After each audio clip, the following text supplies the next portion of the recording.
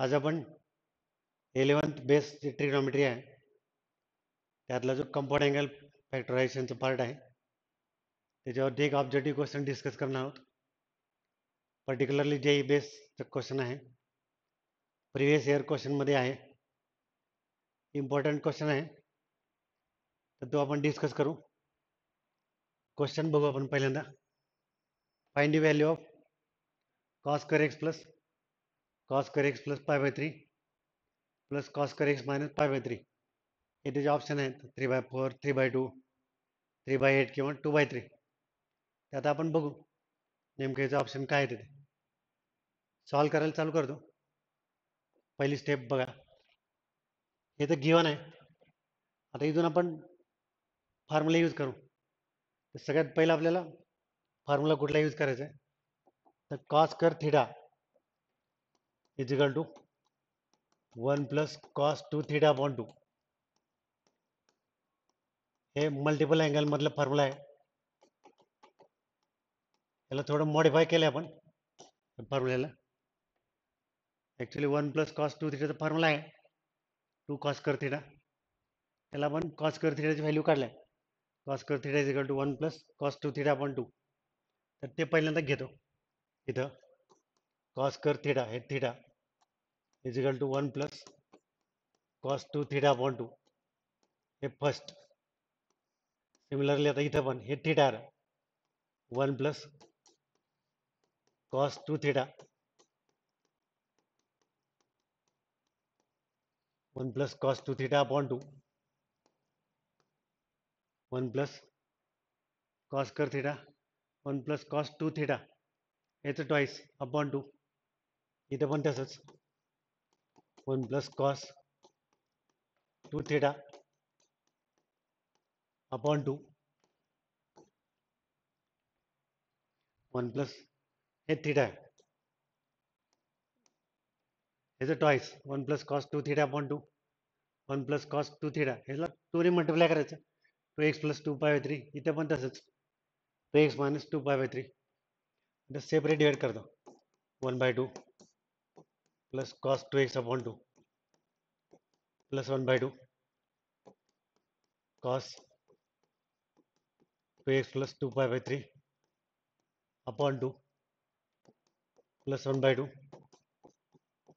cos 2x minus 2 पाय 3 upon 2 1/2 cos 2x upon 2 1/2 cos 2x plus 2 पाय 3 upon 2 separate divide केलं. हे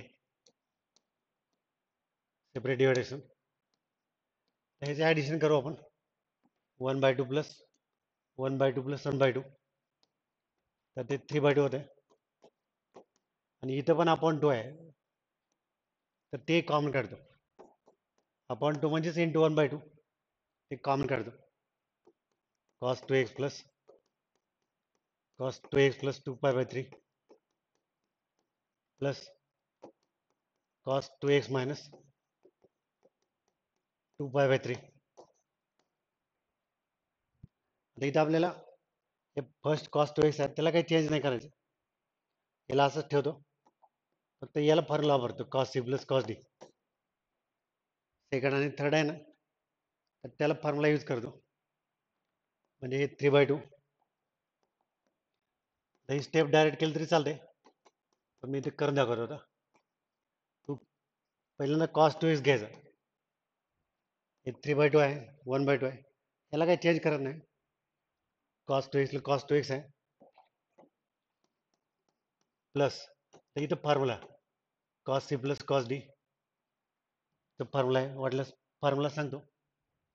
factorisation formula आहे cos c plus cos d is equal to 2 cos c plus d by 2 into cos c minus d by 2. Total 4 फॉर्म्युले आहेत त्यातलं हे apply करतो 2 cos c plus d by 2 into cos c minus d by 2. तर इथं हे c आहे आणि हे d आहे, ह्याला तर आपण चेंज केलं नाही तर हे अप्लाय करतो 2 cos c प्लस d हे c plus d upon 2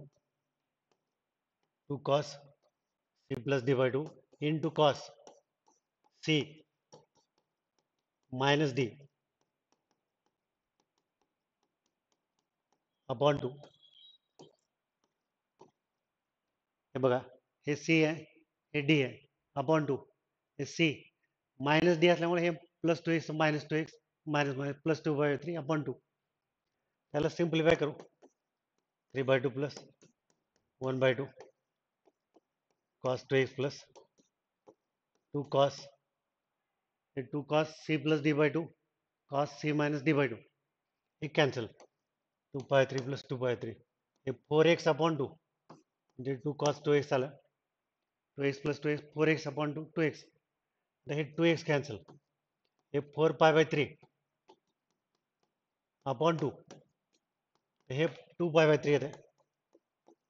cos 2π/3 ह्याची व्हॅल्यू काढू आपण. समजा पाहिलं जर आपण 180 घेतलं,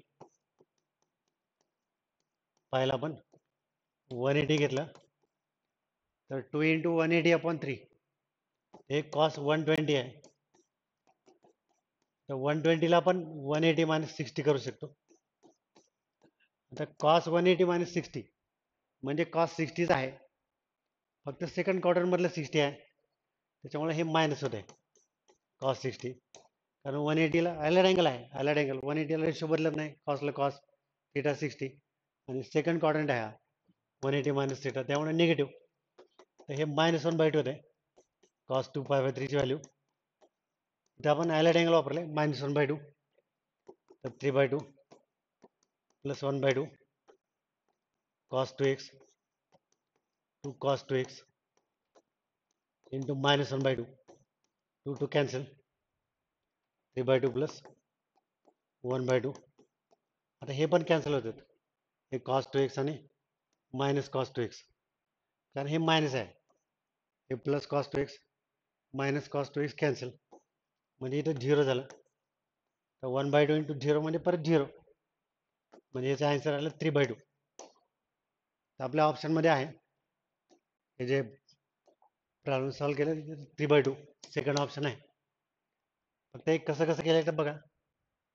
तर पहिल्यांदा ही मेन स्टेप cos कर theta 1 plus cos 2 theta upon 2 1 plus cos 2 theta upon 2 1 plus cos 2 theta upon 2 इथे सेपरेट डिव्हिडेशन 1/2 1/2 1/2 3/2 या तिघाला एकत्र केलं.